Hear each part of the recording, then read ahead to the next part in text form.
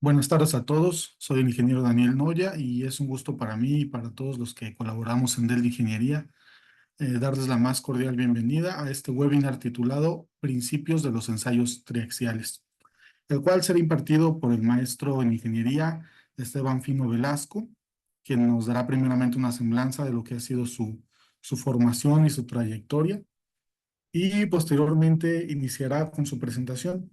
Al finalizar, tendremos unos minutos para que puedan hacer algunas preguntas, si ustedes gustan, o si tienen ahí alguna duda o algo, puedan externárselas al ingeniero Esteban y él pueda ahí también contestarles, ¿no? Bueno, maestro Esteban, ¿cómo estás? Muy Es un bien, muchas honor. gracias. Buenas tardes. Buenas Pues, tardes. primeramente, gracias por la invitación. Un gusto poder colaborar y poder estar aquí esta tarde. Y gracias a todos los que se han conectado y que están interesados en este tema, que la verdad es que eh, he notado durante este último tiempo que hay cuestiones que están mal aplicadas y mal interpretadas. Entonces, la intención de esto y de esta charla es que podamos tener como nociones de los ensayos y alguna claridad en algunas cuestiones específicas para que podamos ir afinando este tema e ir aplicando correctamente este tipo de ensayos.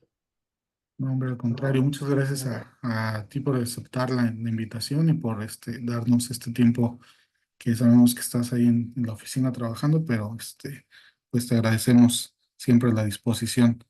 Y bueno, sin más preámbulos, si gustas, ya estás habilitado para compartir tu pantalla y podemos comenzar. Ok, muchas gracias. Gracias nuevamente a todos. Nada más comentarles, si alguien tiene alguna duda o algún comentario respecto a lo que voy a ir presentando, con toda confianza pueden interrumpirme para aclarar el punto. Al final vamos a tener una sesión de preguntas y respuestas también, pero a veces es más útil y eh, es mejor aclarar las dudas en el momento, en el punto específico de lo que estamos platicando, porque puede que haya más precisión que dejarlo al final. Entonces, si alguien tiene una duda, algún comentario de lo que estoy presentando, pues con toda confianza. Permítanme, voy a compartirles la pantalla y empezamos. Ok. Como les decía, esto es una charla que tiene como propósito que podamos entender cuál es el principio de los ensayos triaxiales, cuáles son los fundamentos y cuál es el objetivo de estos ensayos, para qué se utilizan y cómo debemos interpretarlos.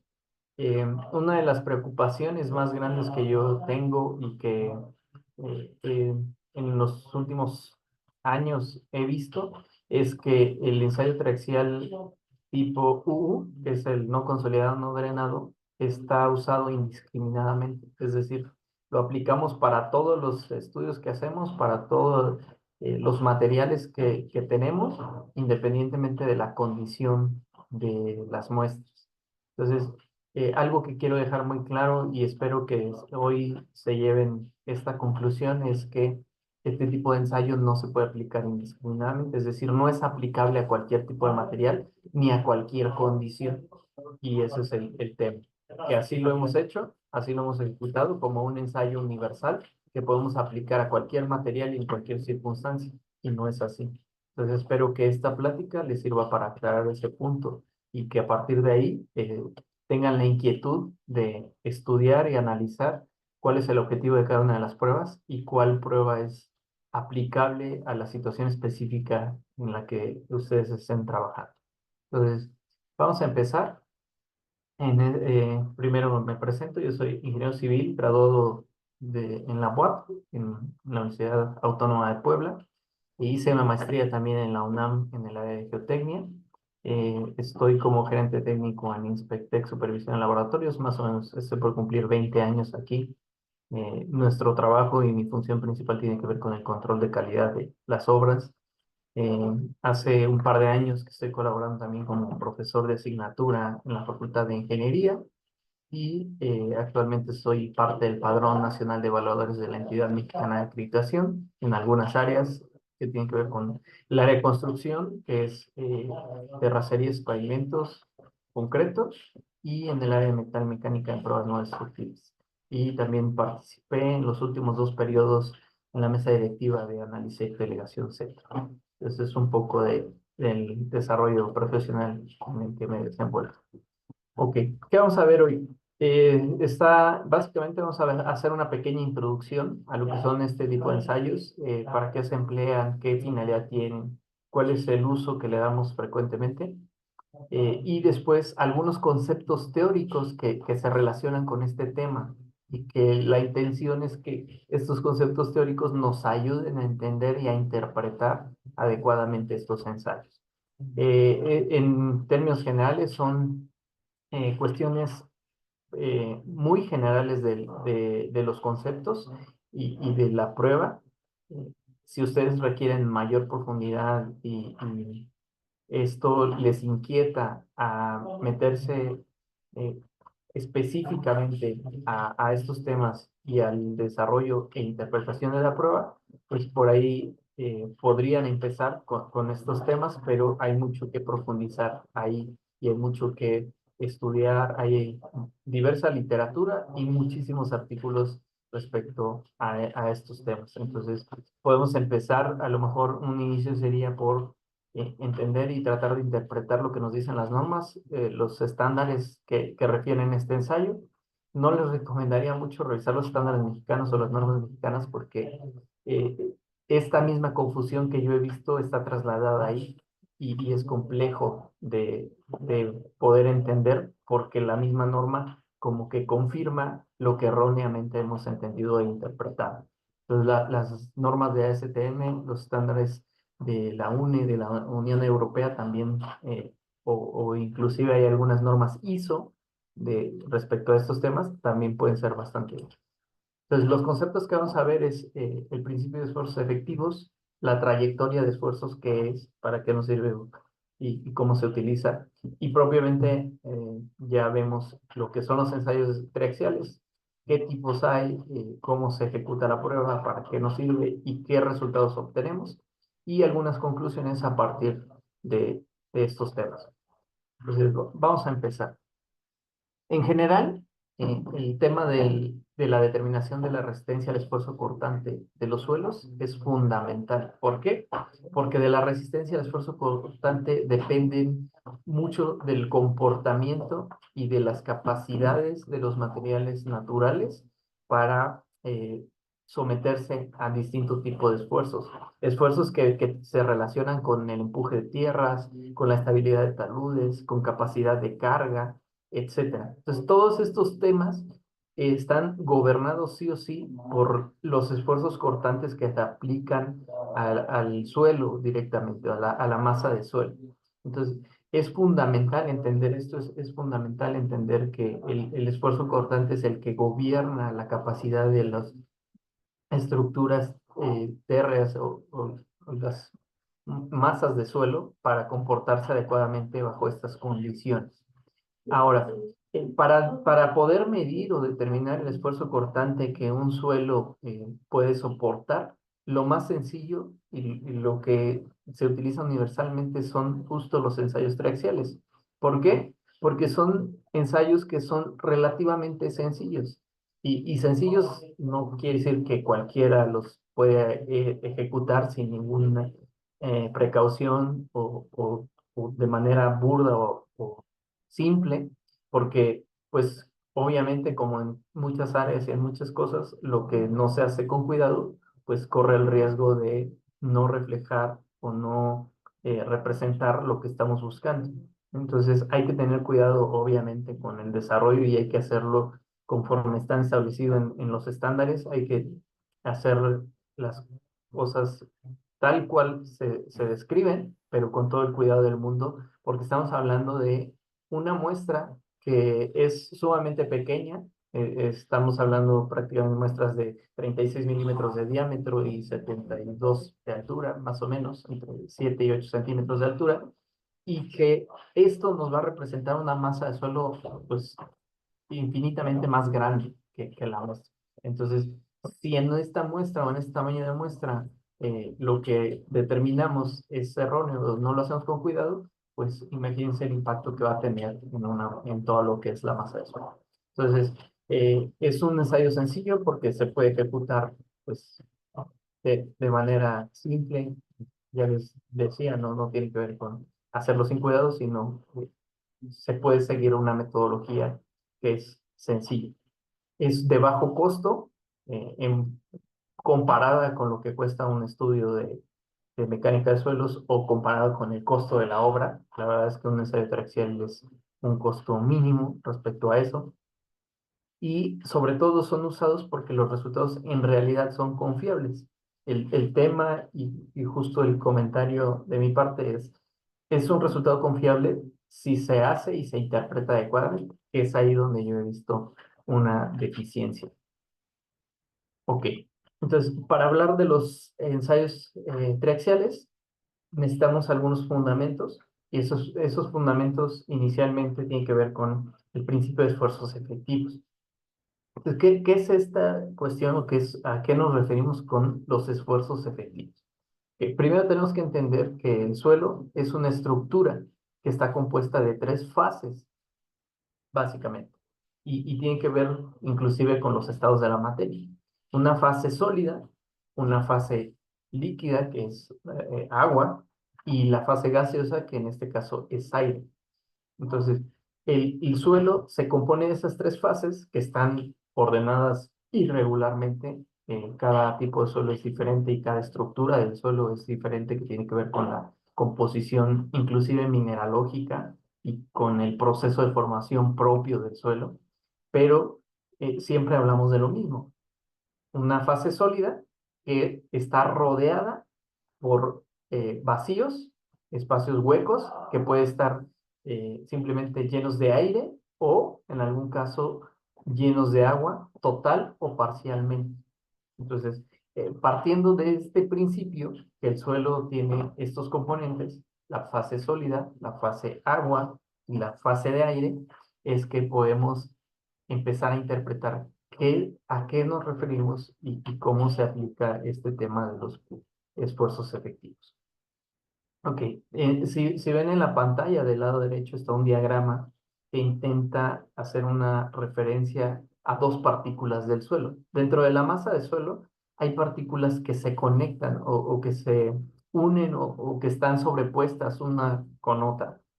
Y eso es lo que intenta reflejar este esquema que ven a la derecha. Dos partículas de suelo que están en contacto.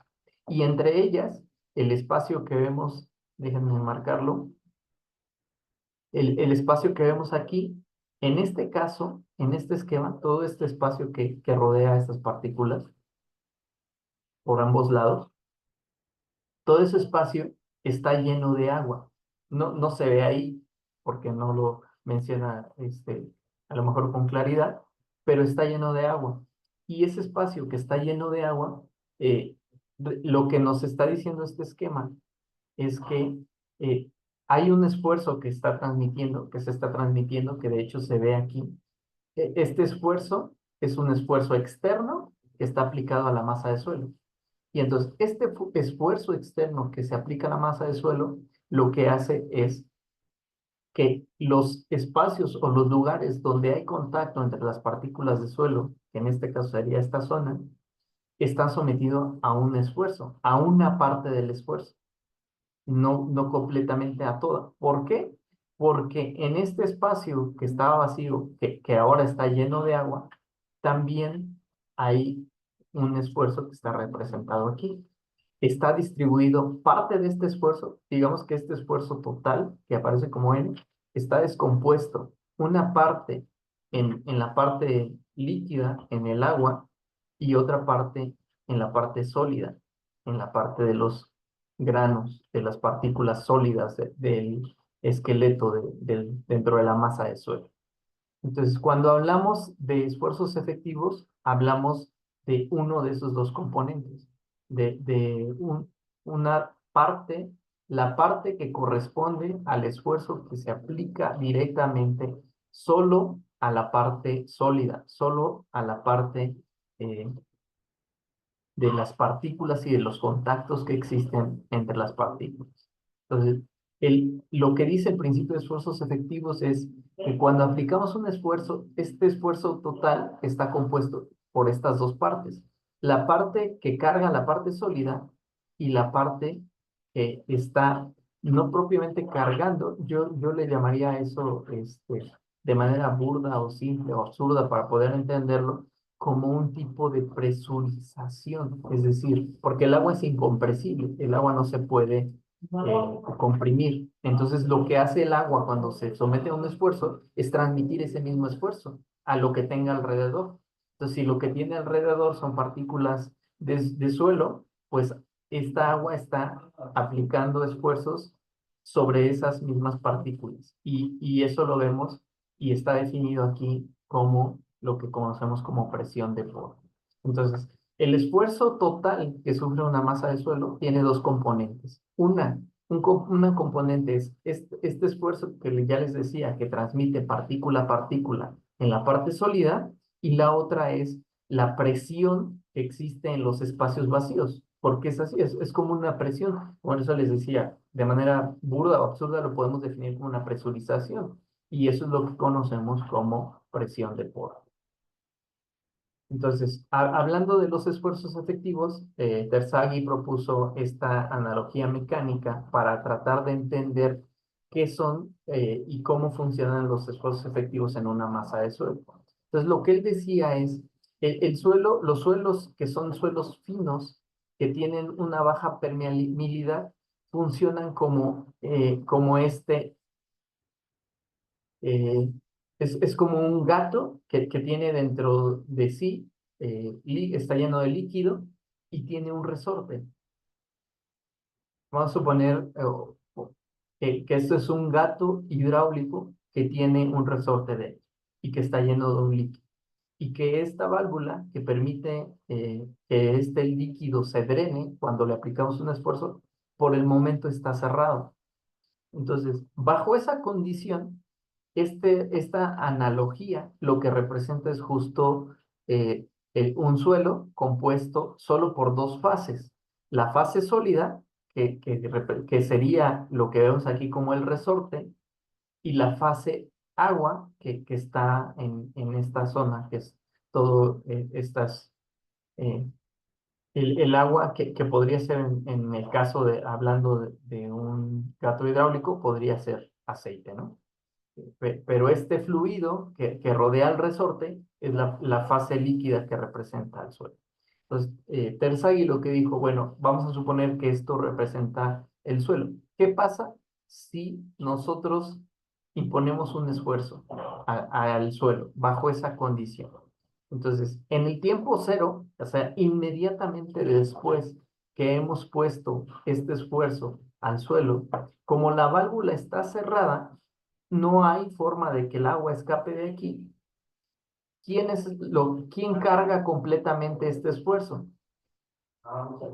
Este esfuerzo, bajo esta condición, está absorbido completamente por la parte líquida, por el fluido. En este punto, en este instante, que es el tiempo cero, si se dan cuenta, por eso en este esquema, lo que pasa es que hay un incremento del esfuerzo. Si este es una carátula de un manómetro que nos permite medir la presión a la que está sometido el fluido, en este caso, antes de que se aplique el esfuerzo, esto es cero, pero inmediatamente en el momento que se aplica el esfuerzo, esto ya no es cero, esto es el esfuerzo, tal cual se aplicó. Entonces, inicialmente, todo el esfuerzo está absorbido por la parte líquida, por el fluido que rodea el resorte. Entonces, en esta condición, en este punto, el resorte todavía no se entera de que hay un esfuerzo aplicado. No está cargando absolutamente nada, porque todo lo que está cargando este esfuerzo, esta masa que se aplicó, lo está tomando solo la parte líquida, solo el fluido. ¿Qué pasa si nosotros abrimos la válvula? Ahora ya estamos permitiendo el drenaje. Entonces, en este punto va a empezar a haber una transferencia de esfuerzo y lo vemos aquí. En el tiempo cero, el esfuerzo total está absorbido por el fluido.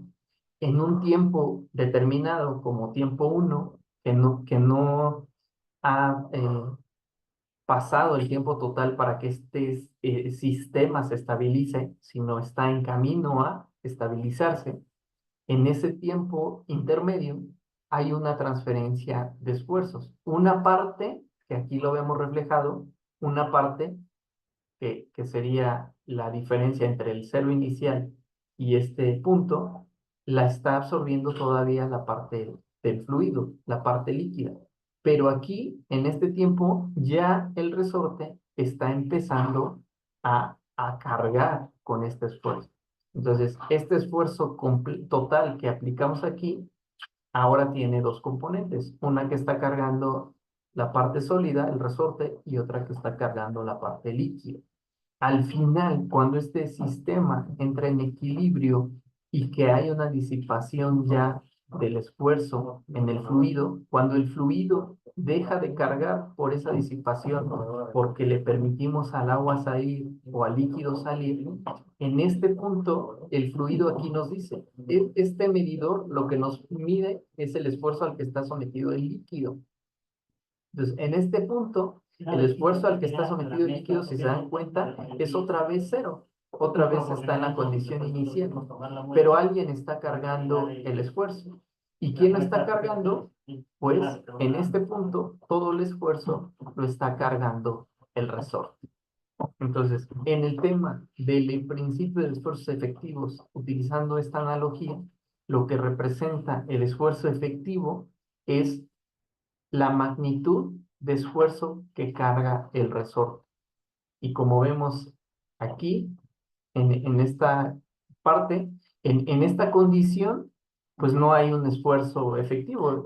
Es más, no hay un esfuerzo total. El esfuerzo total aquí no existe. No hay ningún esfuerzo al que esté sometido el sistema.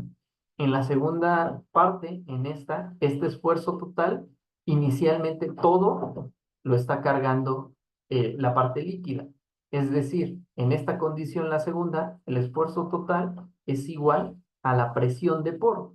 Esa presurización de este fluido es lo que yo les decía que conocemos como presión de poro. Y lo refiero en esos términos por hacerlo de manera sencilla, burda, pero tiene un concepto más profundo y hay mucho en la literatura para poder leer y estudiar el tema de la presión de poro o presión intersticial. Así lo pueden buscar. En el tercer punto, aquí el esfuerzo total sí es la suma del esfuerzo efectivo, es decir, el esfuerzo que está cargando la parte del resorte y una parte todavía la está cargando el fluido, es decir, también tenemos presión de poro. Y en la condición final, donde se alcanzó la estabilización, el esfuerzo total solo es igual al esfuerzo efectivo porque ya no está cargando la presión del poro. Entonces, ¿cómo se relaciona esto con lo que hacemos? Bueno, esta condición es muy similar a la condición que inicialmente aplicamos en el ensayo triaxial no consolidado, no drenado. Toda la presión del esfuerzo que vamos a someter de confinamiento se va a convertir en presión de poro. Y entonces, esa es la condición inicial de una triaxial rápida, no consolidada, no drenada. Esta última condición es la condición de ensayo de un ensayo triaxial consolidado y drenado, porque todo lo que vamos a medir refleja esta condición. Conforme yo voy aplicando el esfuerzo, voy permitiendo que salga el fluido y entonces eso hace que no se genere presión de poro. Lo voy a hacer tan lento que la condición de esfuerzo inicial en el fluido se mantenga siempre prácticamente nula. Es decir, el fluido en una condición del ensayo CD no se va a enterar que hay un esfuerzo porque todo lo va a absorber la parte sólida. Y esta Ayurveda, condición, ¿sí? Ayurveda. Ok, esta condición en donde sí hay presión de poro y también hay presión en la parte sólida, reflejaría más o menos el comportamiento que vamos a ver en una adrexial consolidada no drena. Una parte la absorbe el suelo y una parte la va a absorber la parte del fluido a través de la generación de la presión de poro. Entonces, esa analogía se traduce más o menos en el comportamiento en ese sentido. Cuando, el problema está cuando tenemos suelos que están parcialmente saturados, porque la condición anterior, esta condición, si se dan cuenta, les decía, implica que todos los vacíos estén llenos por el fluido, en el caso de los ensayos traxiales por agua. Entonces, cuando estamos totalmente saturados, en muestras totalmente saturadas, vemos este comportamiento. Pero cuando no, cuando el suelo está parcialmente saturado, esto se vuelve bien complicado. ¿Por qué? Porque si hay vacíos, aquí la presurización se da en el agua y la transfiere a las partículas sólidas, pero en las zonas en donde hay vacíos, las transfiere a los vacíos. Y el tema con los vacíos es que el aire sí es compresible, el agua es incompresible. Entonces, toda la presión que yo transfiera al agua, el agua la va a transmitir completa. No hay forma de que la disipe. Pero en el aire no, en el aire sí hay disipación, sí hay compresibilidad del aire, el aire se puede comprimir y eso va a hacer que la transmisión del esfuerzo a través del aire no sea total. ¿Qué tanto va a transmitir a la partícula sólida y qué tanto va a disipar a través de la compresión? No lo sabemos y no hay forma de determinarlo. Por eso, aplicar algunos ensayos en muestras parcialmente saturadas, pues nos deja mucha incertidumbre, porque no podemos determinar cuánto es presión de poro a través de la presión que hay aquí en las partes llenas de agua y cuánto es la presión de poro que transmite cuando se presentan partículas de aire. Entonces, esto es la complejidad, eso es el problema, que en muestras que no están totalmente saturadas, si le aplicamos presión, la presión de poro se transmite completa en zonas donde está completamente rodeada de agua, pero si hay partículas de aire o vacíos, no podemos estimar ni siquiera tener idea de cuál es el esfuerzo que esas zonas aplican a la parte sólida o transmiten a las otras partes de agua. Entonces se vuelve un tema sumamente complejo. Y el tema de los esfuerzos efectivos es básicamente esto.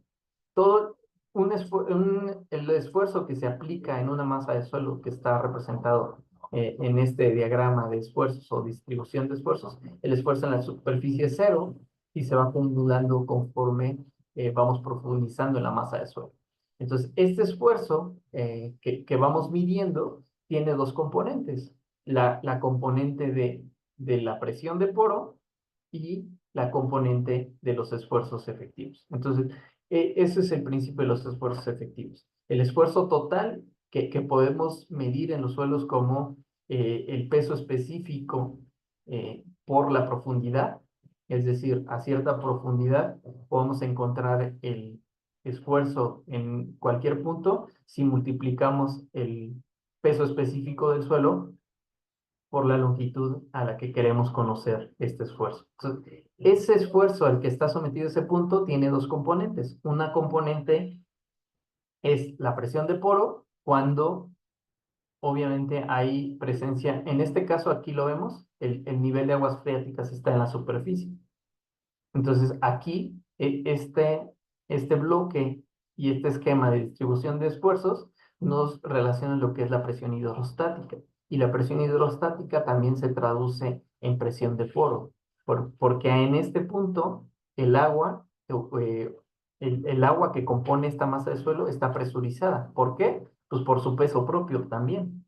Entonces, en este punto, la presión de este punto también es igual. Es la masa específica del agua por la profundidad. Bueno, que está referida aquí como C. Y entonces, en ese mismo punto, el esfuerzo efectivo va a ser la diferencia entre el esfuerzo total menos la presión de poro, y eso nos va a dar el esfuerzo efectivo. ¿Y por qué es importante saber esto de los esfuerzos efectivos o entenderlo? Porque lo que debemos saber es que la resistencia al esfuerzo cortante solo es soportada por la parte sólida. Entonces, si solo es soportada por la parte sólida, lo que necesitamos es saber cuál es el esfuerzo al que está sometido la parte sólida. Y ese esfuerzo es el esfuerzo efectivo. Porque eso es parte de las propiedades intrínsecas de un suelo.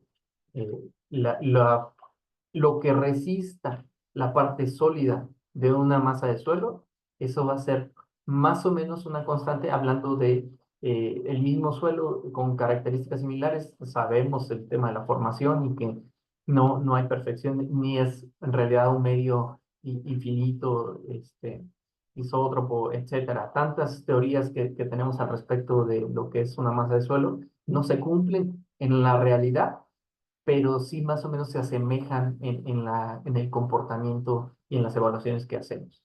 Entonces, por eso es importante entender esto, que lo que para nosotros nos importa es el esfuerzo efectivo, porque eso es lo que refleja lo que va a soportar la parte sólida. Y mientras yo no cambie la configuración de la parte sólida, pues ese esfuerzo se va a seguir, eh, va a poder ser soportado por esa masa de suelo. Ok. Este esquema que por ahí aparece y que lo ha hecho los de GeoPierre Soil Solution, me parece muy interesante porque nos ayuda a entender este tema. ¿Qué pasa si yo trato de cargar algo en la superficie? ¿Quién carga el peso completo del objeto que trato de cargar? Yo. Pero ¿qué pasa si ese mismo objeto lo cargo estando metido en un albergue? Sí o sí hemos experimentado y sabemos que pesa menos. Yo puedo cargar a una persona si estamos sumergidos bajo el agua y va a implicar mucho menos esfuerzo para mí que si trato de cargarlo en la superficie, fuera del agua. ¿Por qué? Por este tema, por la presión hidrostática en estos puntos me está ayudando a cargar este esfuerzo, esta carga, este peso. Entonces, esto se relaciona con este principio. Si yo estoy debajo del agua, en realidad lo que estoy cargando es lo que pesa este objeto total. Este representa el peso total del objeto, sería esto. Esto representa lo que yo estoy cargando y esto representa lo que me está ayudando a cargar el agua a través de la presión hidrostática. Y ese es el principio de esfuerzos efectivos. De tal manera que en este esquema, en esta imagen, que parece burda, es muy sencilla de entender. En realidad, el coyote puede soportar el peso debajo del agua porque le están ayudando a cargarlo, pero si ese mismo peso se aplica en la superficie, pues no es posible cargarlo. Algo así está pasando con lo que hacemos cuando hacemos ensayos treaxiales. Si son muestras saturadas, le vamos a meter presión y esa presión de confinamiento se va a convertir en presión de poro y nos va a ayudar a poder soportar más en el caso de la treaxial rápida y en el caso de la treaxial consolidada no drenada. La consolidada drenada implica que nunca va a haber presión de poro. Esta condición nunca se va a presentar y entonces todo lo que cargue, todo el esfuerzo total va a estar cargado por la parte sólida. Ok, otro tema que es importante, otro fundamento para entender este tema es la trayectoria de esfuerzos. ¿Qué es la trayectoria de esfuerzos? Bueno, es una representación bidimensional, es decir, es una gráfica. ¿Y qué vamos a graficar? Lo que vamos a graficar son dos cosas. Regularmente se entiende esto y hemos escuchado y hemos visto en la literatura, hablamos del plano PQ. El plano PQ es un plano de esfuerzos. Q es un esfuerzo y P es otro esfuerzo. ¿Qué tipo de esfuerzos son? Lo vamos a ver a continuación. Entonces, lo único que vamos a hacer es relacionar dos tipos de esfuerzos a los que está sometido el suelo, las muestras cuando hacemos ensayos triaxiales.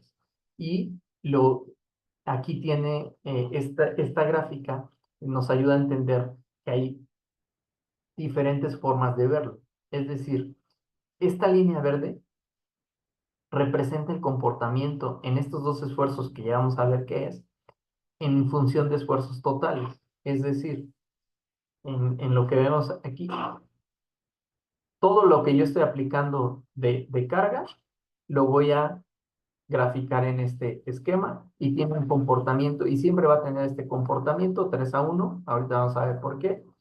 eh, en las pruebas triaxiales. Esa es una forma. Y la otra es hacer la gráfica en función de esfuerzos efectivos.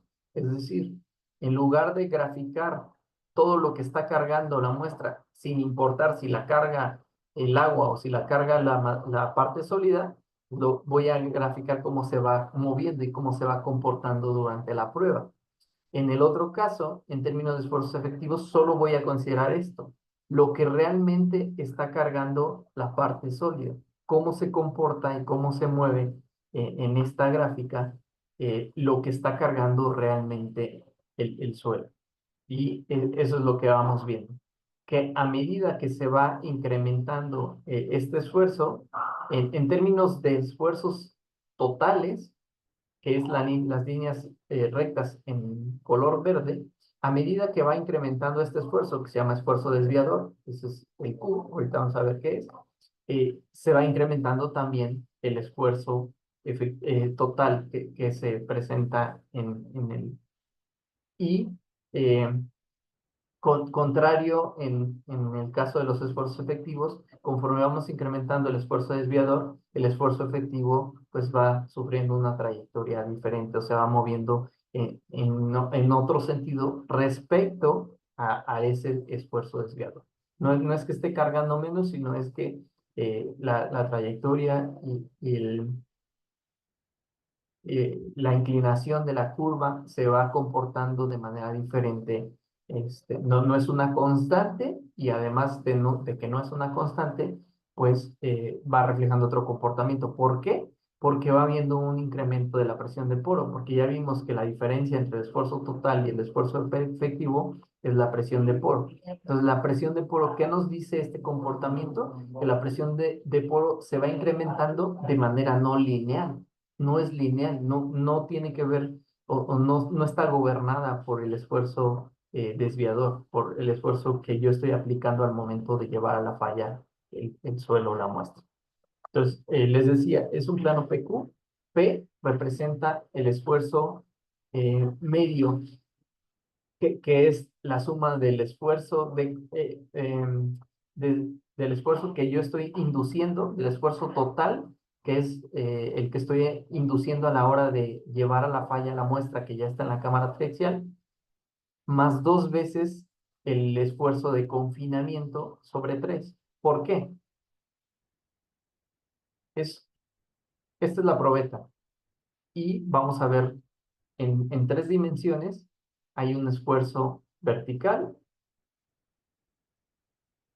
hay un esfuerzo horizontal, pero el esfuerzo horizontal tiene 2 planos, en el eje X y en el eje Y.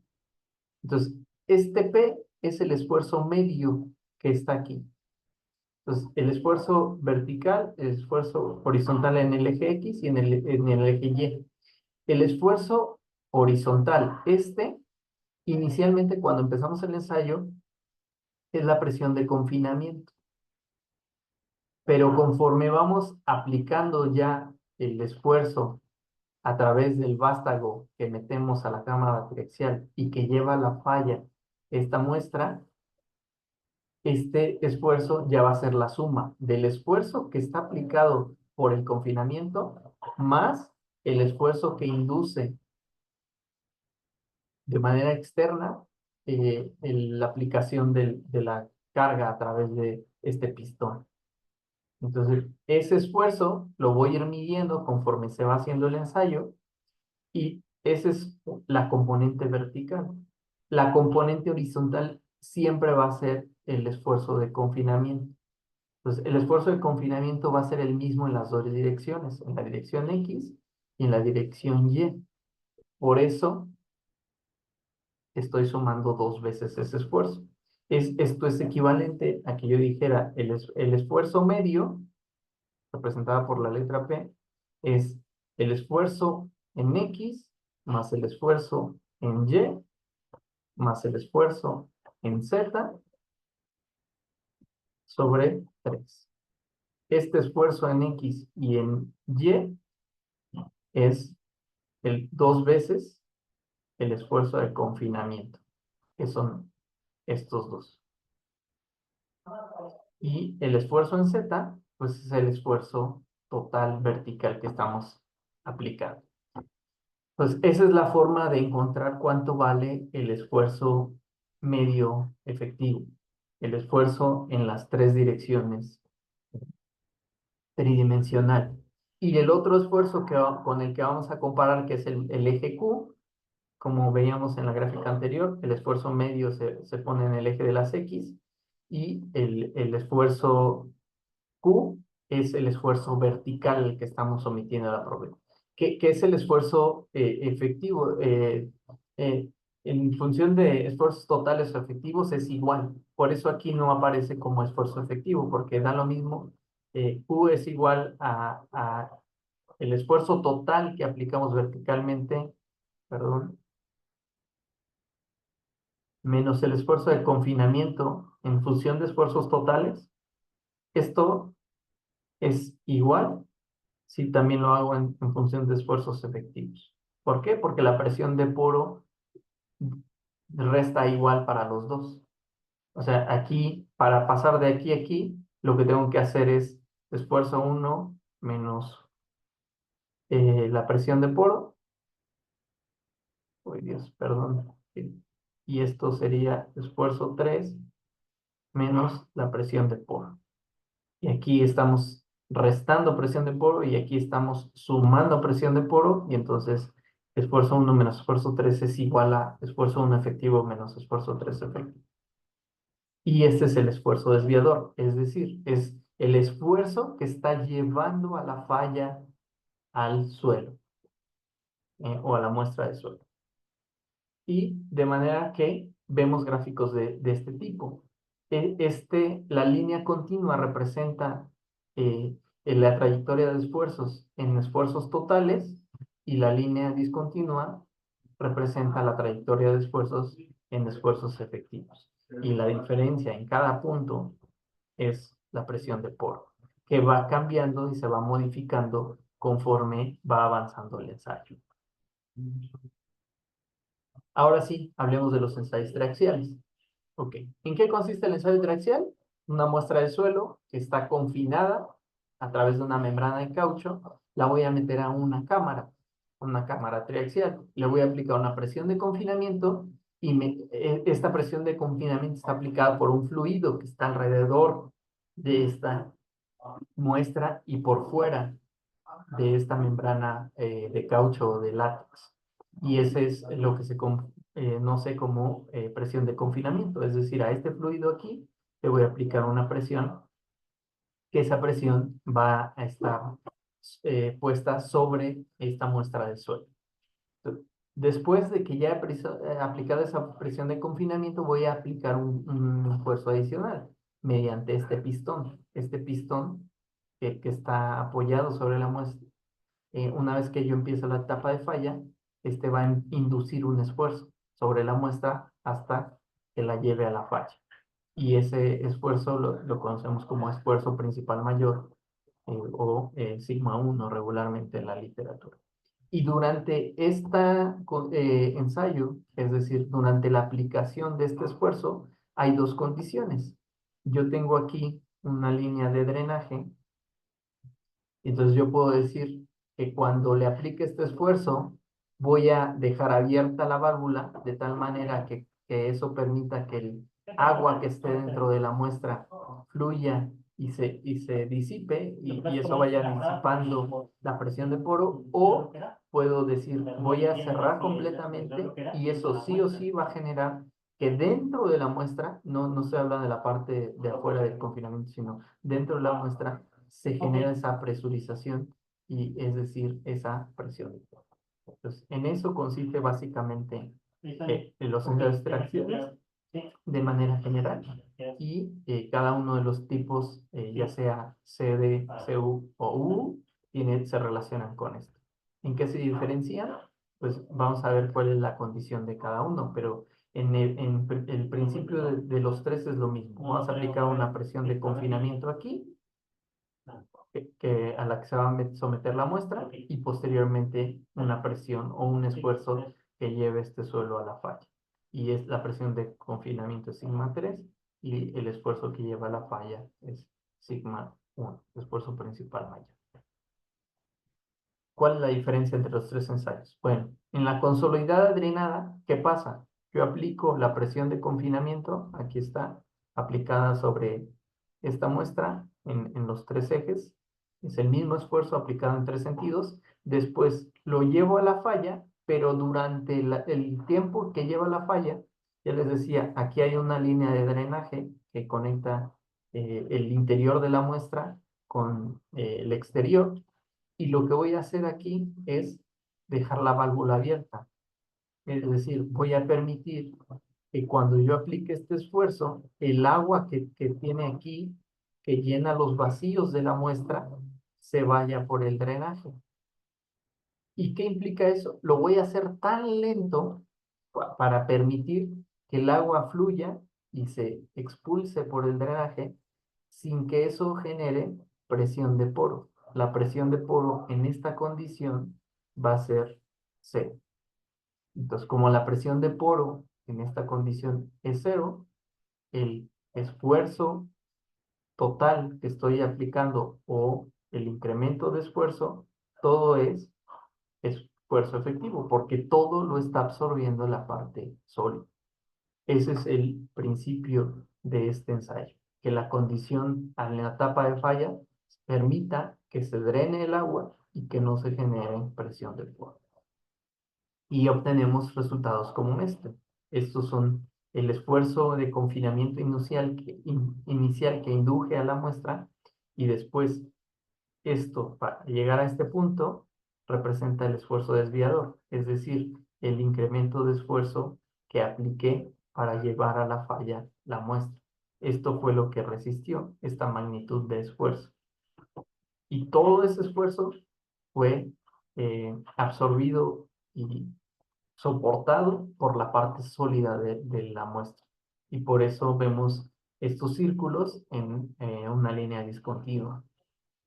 Repito el ensayo, pero ahora incremento el esfuerzo de confinamiento y eso generalmente va a hacer que el esfuerzo para llevarlo a la falla se incremente. Entonces, el esfuerzo en la segunda probeta es mayor, el esfuerzo que lleva la falla a la probeta, y lo mismo pasa en la tercera probeta. De manera que en este esquema, que son los círculos de Moore, cuando graficamos los resultados podemos encontrar esta línea, que es la envolvente que lleva la falla a esta muestra, y esta prueba nos va a dar como resultado un ángulo de inclinación de esta línea, que es el ángulo de fricción interna en función de esfuerzos efectivos. Pues eso es lo que produce y eso es lo que nos da como resultado este ensayo. El ángulo de fricción efectivo y la intercepción con la línea del eje Y nos va a dar la cohesión. Lo que encontramos ahí es cohesión y ángulo de fricción interna. Eso es lo que obtenemos con esta prueba. En la CU, ¿qué pasa?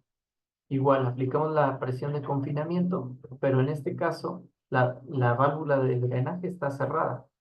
Entonces, cuando yo aplico una presión para llevar al suelo a la falla, aquí adentro hay una parte sólida y hay una parte líquida, y la parte líquida, como no le estoy permitiendo que se disipe y que se vaya, se va a generar una presión de poro. En este caso, la presión de poro sí se presenta, y entonces, ¿qué es lo que puedo encontrar? Pues voy a obtener los mismos resultados, pero en dos condiciones. Las líneas sólidas representan los esfuerzos totales, es decir, aquí aplicamos un esfuerzo de confinamiento, llevamos a la falla, encontramos el esfuerzo desviador, pero dentro de este ensayo, durante la etapa de falla, se generó presión de poro. Y entonces le tengo que quitar a este esfuerzo la presión de poro. Esta presión de poro la veo reflejada aquí y entonces realmente este esfuerzo era un esfuerzo total, es decir, una parte la estaba cargando la parte sólida y una parte la parte líquida. Si yo le quito la presión de poro, puedo encontrar lo que realmente estaba cargando la parte sólida, y es lo que veo en la línea discontinua. Y lo mismo pasa para la probeta 2 y para la probeta 3.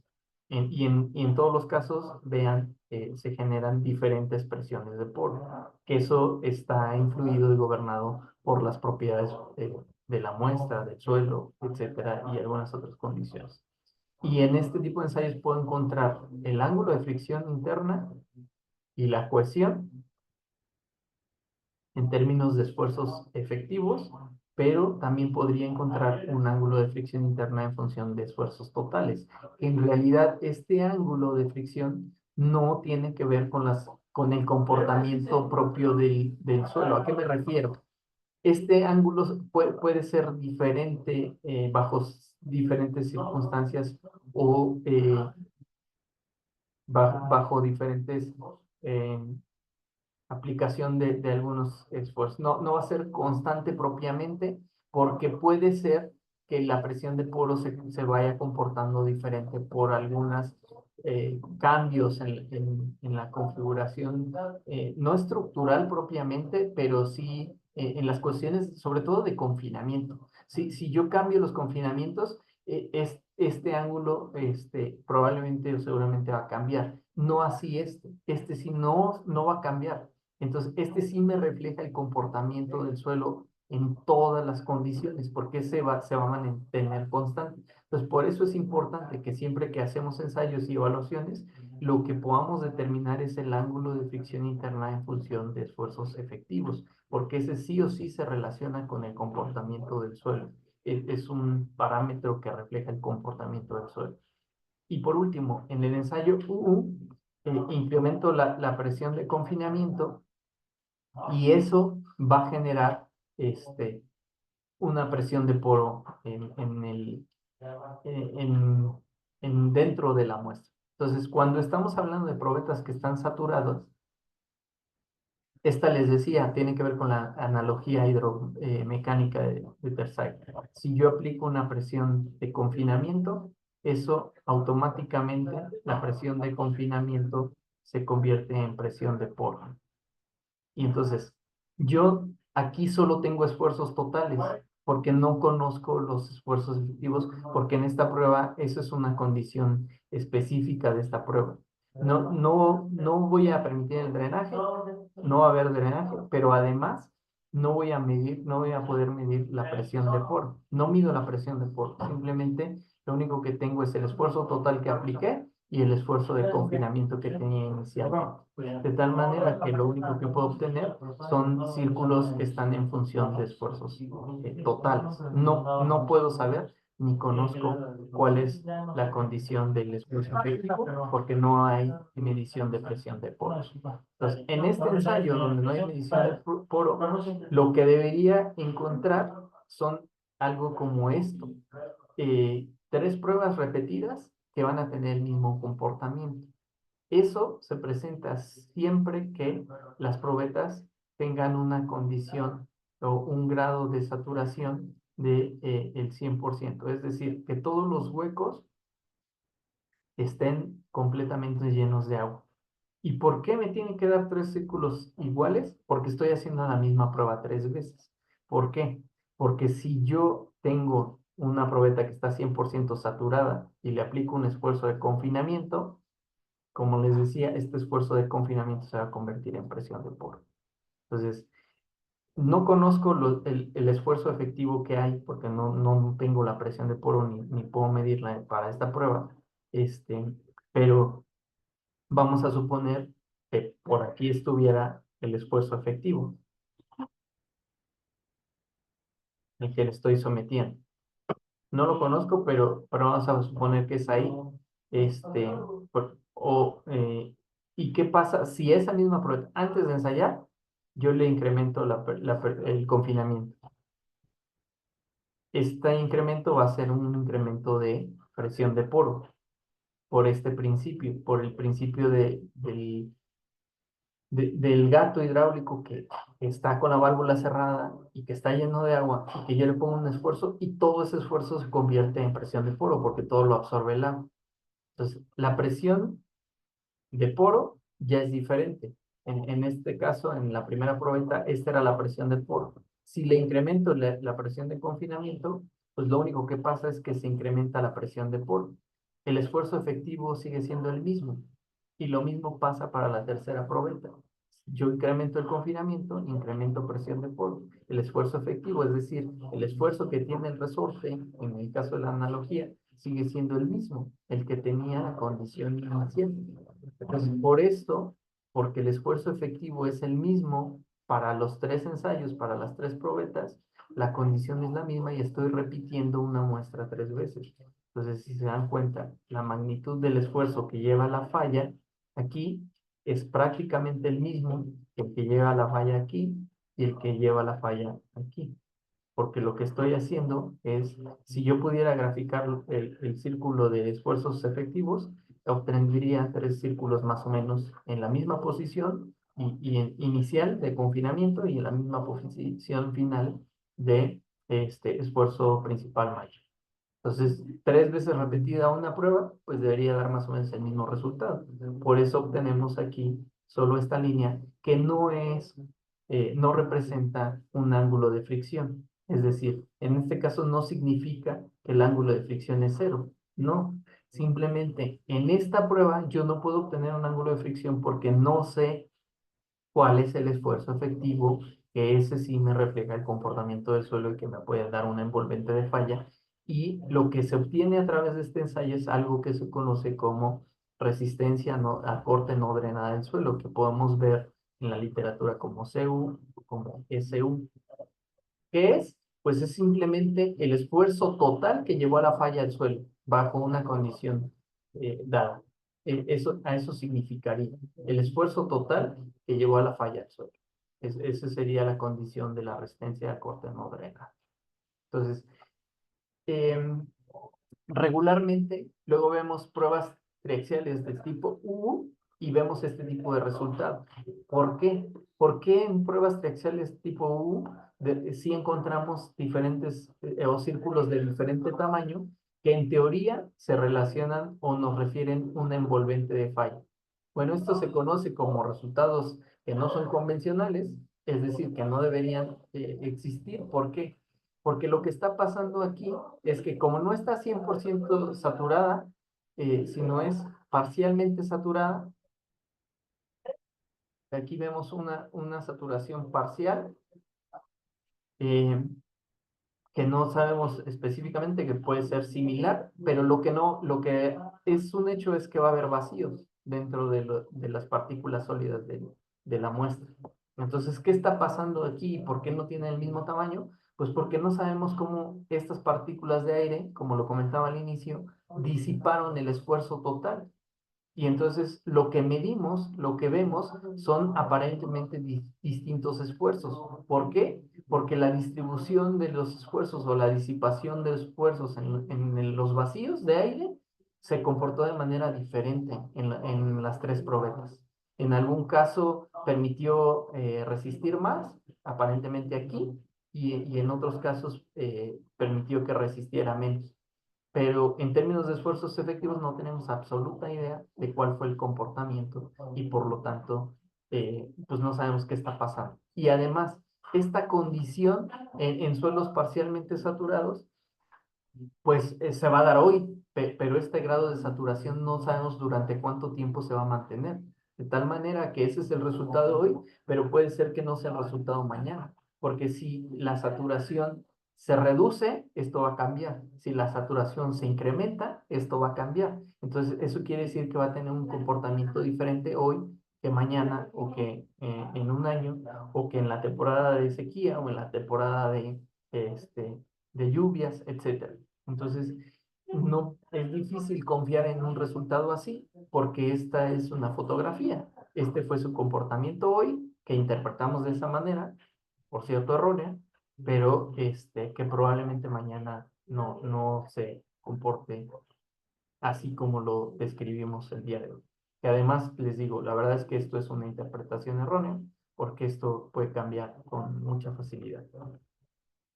Si yo cambio las condiciones Entonces, ¿qué es lo que está pasando en un resultado como este que acabamos de ver?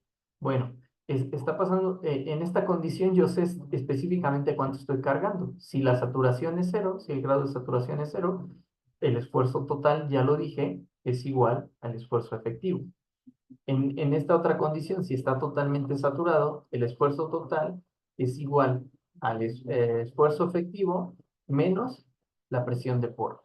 Pero en esta condición, que representa un suelo parcialmente saturado, no tengo una forma de conocer realmente cuánto está cargando la estructura sólida del suelo. Imaginen, en el caso de que ustedes carguen algo dentro del agua, podríamos determinar cuánto pesa lo que estamos cargando y de hecho es más o menos el principio que seguimos para encontrar el peso específico de algunos materiales, el tema de la densidad propiamente.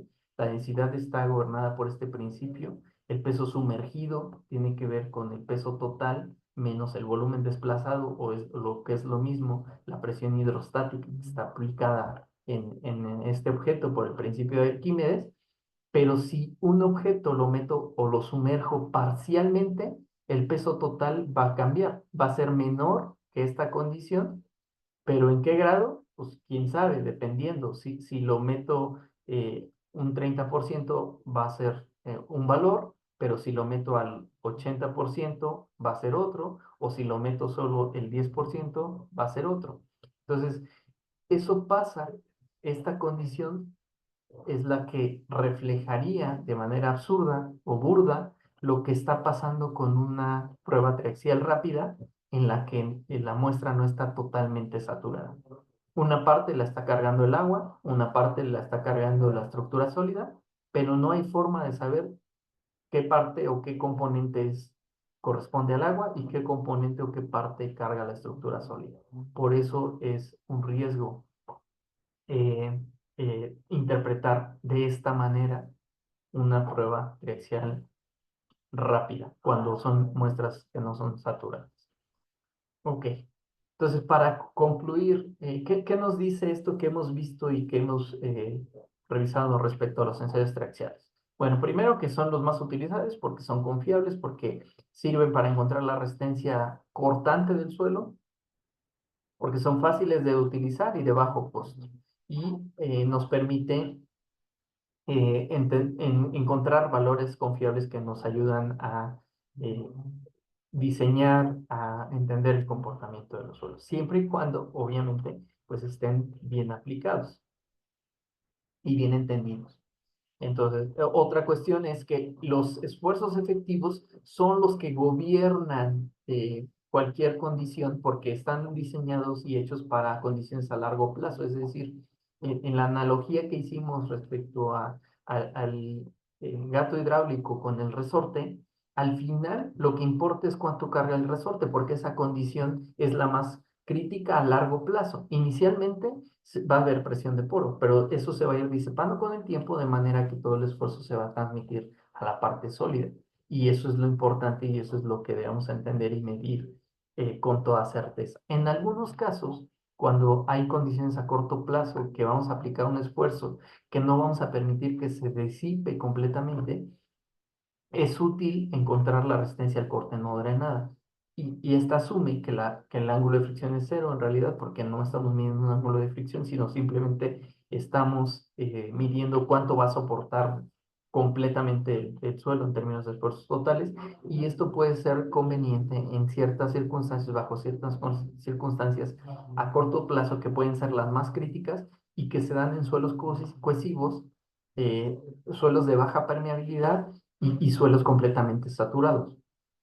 Una condición en México para este tipo de suelos es la Ciudad de México. El suelo de la Ciudad de México es un suelo completamente saturado y de baja permeabilidad, por lo que sí es conveniente y es común y es eh, adecuado determinar la resistencia al corte no drenada a través de pruebas triaxiales rápidas que nos van a ayudar para la condición más crítica que se va a dar a corto plazo. En otros casos, cuando eh, son condiciones a largo plazo, pues es conveniente obtener el ángulo de fricción y la cohesión a través de los ensayos que ya vimos que es tipo CD o CU. El ensayo triaxial rápido nos permite conocer esto, la resistencia al corte no drenado, no nos permite conocer ángulo de fricción ni cohesión porque no está diseñado para eso, y resulta útil cuando las condiciones en campo o las condiciones reales implican que van a ser una carga rápida y que no va a permitir un drenaje inmediato o rápido, y entonces se va a generar presión de poro que se va a ir disipando con el tiempo, pero que la condición principal y la condición dominante o de mayor riesgo es la condición inicial de el esfuerzo total que se va a aplicar sobre esa masa de suelo. Esta prueba es de gran relevancia y la condición no drenada generalmente es la situación más crítica, cuando no, cuando inicialmente se aplican los esfuerzos. Pero esta condición que representa la resistencia al corte no drenada no es un parámetro intrínseco. ¿A qué nos referimos? Es que inclusive esta resistencia al corte no drenada se va a ir modificando. ¿Y cómo se modifica? Con la profundidad. Si yo tomo una muestra a cierta profundidad de la superficie, esta es mi superficie y aquí está mi nivel de aguas freáticas, este, la condición de la resistencia al corte no drenada, si yo tomo una muestra aquí o otra muestra acá, va a ser diferente. Esta resistencia al corte no drenada que va a poner como 1, y aquí si midiera esta misma resistencia que pongo como 2, generalmente lo que va a pasar es que la resistencia no drenada 2 es mayor que la resistencia no drenada 1. ¿Por qué? Por las condiciones a las que ha sido sometida las muestras. Esta tiene una mejor estructuración, tiene una mayor consolidación por el peso propio del suelo o de la masa del suelo que está sobre ella, y que le da propiedades mecánicas superiores en esta condición de resistencia al corte no drenado. Entonces, en general, la resistencia al corte no drenado se va incrementando conforme la profundidad. Por eso decimos que no es un parámetro intrínseco, porque se va a ir modificando. Diferentes condiciones van a hacer que los resultados sean diferentes. Cosas que no pasan con el ángulo de fricción y la cohesión, que sí son parte o parámetros intrínsecos del suelo, es decir, siempre son constantes y siempre van a reflejar el comportamiento del suelo. Entonces, el ensayo tipo U, que es la condición no consolidada no drenada, no representa un valor de cohesión, porque las envolventes que tienen de resistencia no son independientes, es decir, no siempre se van a presentar de la misma manera porque van cambiando conforme cambian las condiciones, por lo que ya les comentaba. Entonces, los resultados de este tipo de ensayos en los que nosotros veamos como cohesión y ángulo de fricción, deben ser una alerta porque representan una mala interpretación y representan una fotografía propiamente. No quiere decir que no haya resistido eso. Sí resistió eso, pero justo implica eso, que una muestra con un confinamiento resistió cierto esfuerzo. Con esa misma muestra, bajo otro confinamiento, resistió otro esfuerzo. Y la tercera, lo mismo, no reflejan una envolvente. Eso sí, no, solo reflejan comportamientos distintos que se relacionan inclusive con el confinamiento. Entonces, en suelos saturados o parcialmente saturados es bien peligroso utilizar este tipo de ensayos. Y yo trato de explicarles de manera sencilla, rápida, este tema, pero justo en este mes salió, bueno, a finales del mes pasado, me parece, salió la revista Geotecnia, que emite la Sociedad Mexicana de Ingeniería Geotécnica, que habla a profundidad del tema, y que de ahí solo he recopilado dos ideas. Les sugiero que la descarguen, está en la página de las MIG, y que la lean con cuidado, pero esas dos ideas reflejan lo que yo quiero dejarles como fundamento. Y dice, Después de abordar el tema en este artículo que está escrito en colaboración el doctor Mánica, el doctor Obando y otra persona que en este momento no recuerdo, pero que pueden consultar ahí en el artículo, dice, después de esta discusión de lo que se ha evaluado y referido en este artículo, es evidente que el uso de la prueba atriaxial rápida está limitada solo a suelos saturados y de baja permeabilidad, en donde las hipótesis involucradas en el ensayo no difieren significativamente de la realidad. Es decir, lo que pasa en una prueba atriaxial rápida solo se puede interpretar y solo se puede aplicar a suelos que son saturados y de baja permeabilidad, porque van a reflejar el comportamiento de ese suelo con esa prueba. Bajo otra condición no se podría aplicar. Y dice también en las conclusiones, la prueba axial rápida no es aplicable a suelos parcialmente saturados. En este caso, se recomienda saturar el suelo y realizar pruebas CU con medición de presión del poro. Entonces, eso es lo que yo quisiera reiterar y espero que sea claro y como les decía al principio, pues esto simplemente sea el inicio para inquietarlos a buscar más información, a prepararse y a documentarse sobre estos temas. Y pues de mi parte es todo, les agradecemos, les dejo aquí los datos de contacto de TLD, por si quieren mayor información respecto a las capacitaciones que se ofrecen, los servicios y demás, pueden consultar ahí la página. Y pues muchas gracias. Muchas gracias, maestro Esteban. Muy buena presentación. Ahí hay unas preguntas aquí en el chat. Las voy a leer y si alguien más quiere preguntar algo, también pueden activar su micrófono o escribirlas en el chat, como ustedes gusten. Bueno, a ver. Dice, ¿cuándo es importante considerar los esfuerzos efectivos en suelos arcillosos o en suelos arenosos y qué consideraciones debemos de tener? Ok, yo creo que siempre es importante conocer el estado, los resultados o evaluar los resultados en función de esfuerzos efectivos, porque eso nos refleja la condición eh, propia de la estructura sólida del suelo, que es importante a largo plazo. Entonces, solo en condiciones muy específicas es útil el tema de los esfuerzos totales, y ya lo decía, bajo qué condiciones en muestras que van a estar saturadas siempre o masas de suelo saturadas y de baja permeabilidad.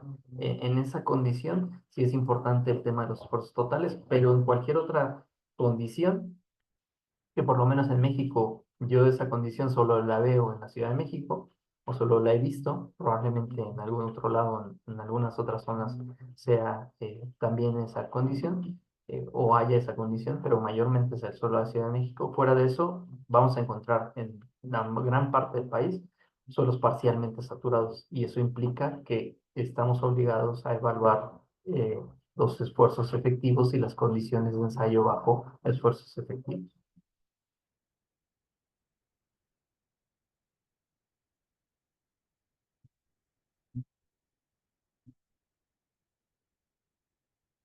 ¿Hay alguna otra pregunta, amigo?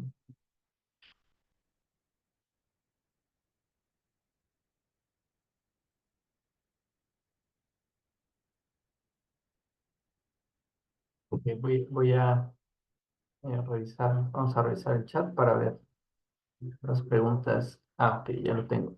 ¿Cuál es el resultado del ensayo de compresión no confinada? Es igual al resultado del ensayo. El ensayo de compresión no confinada sí es equivalente a la atriaxial rápida, pero igual cuando hablamos de muestras saturadas. En muestras saturadas, cuando es un ensayo de atriaxial rápido con confinamiento igual a cero. Y ya vimos que el confinamiento simplemente nos va a dar, se va a transmitir o se va a convertir en presión del polo. Entonces sí, el ensayo de compresión no confinada es igual a la axial rápida, sí y solo si la muestra está saturada.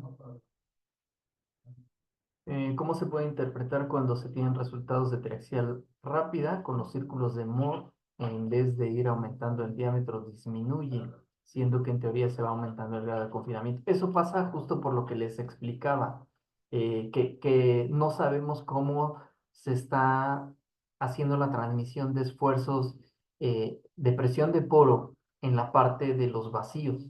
Entonces, probablemente eso, que si yo incremento el confinamiento, el círculo de Moore sea más pequeño en lugar de ser más grande, esté pasando por esa situación, porque desconozco cómo se está dando la transmisión de esfuerzos de presión de poro en las partes en donde hay espacios vacíos o hay vacíos de aire propiamente, llenos de aire. ¿Cuál es el porcentaje máximo de arenas o incluso algunas gravas que recomienda para tener resultados confiables en un tubo Shelby? Pues en general, más bien para el tema de los ensayos triaxiales, lo dice los estándares, la partícula de mayor tamaño debe ser un máximo un sexto del diámetro. Entonces creo que eso podría ayudarnos, sobre todo más que el tubo Shelby, las especímenes de prueba. Si yo tengo dentro partículas de mayor tamaño, debería ser también muestras más grandes y pruebas de mayor tamaño. ¿Qué tipo de pruebas se tienen que realizar en las arcillas de la Ciudad de México para análisis de capacidad de carga en condiciones estáticas y dinámicas? Bueno, en términos generales, en condiciones estáticas, yo diría, es adecuado y crítico la condición no consolidada, no drenada.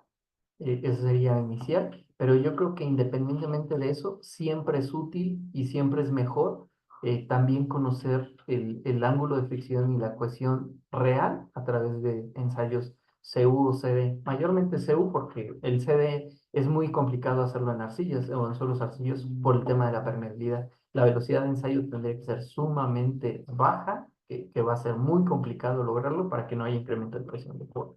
Entonces, yo sugeriría hacer los dos tipos de ensayos. El ensayo no consolidado no drenado para la condición crítica inicial, pero también el ensayo consolidado no drenado para los parámetros intrínsecos del suelo. ¿Existe un tiempo estándar para lograr la saturación del suelo en la prueba CUCD? No.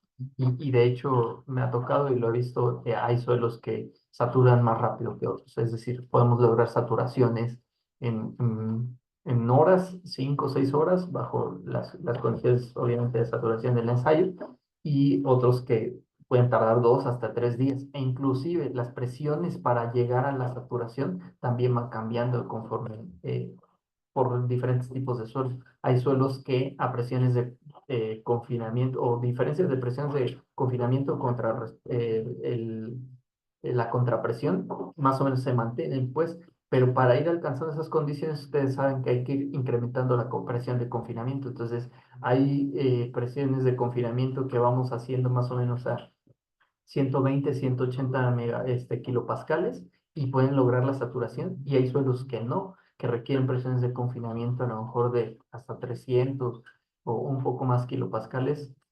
Obviamente el esfuerzo efectivo siempre se va a mantener muy bajito para el tema del, de la saturación. El esfuerzo, en realidad, aunque la presión de cámara sea alta, pues el suelo no se entera mucho porque todo eso se convierte en presión de poro. Entonces, esas condiciones van cambiando también dependiendo del tipo de suelo y de las características propias del suelo, las propiedades que tiene. Y dice, cuando se hace un ensayo CPT en algún lugar de la Ciudad de México, ¿qué parámetros de resistencia se obtienen?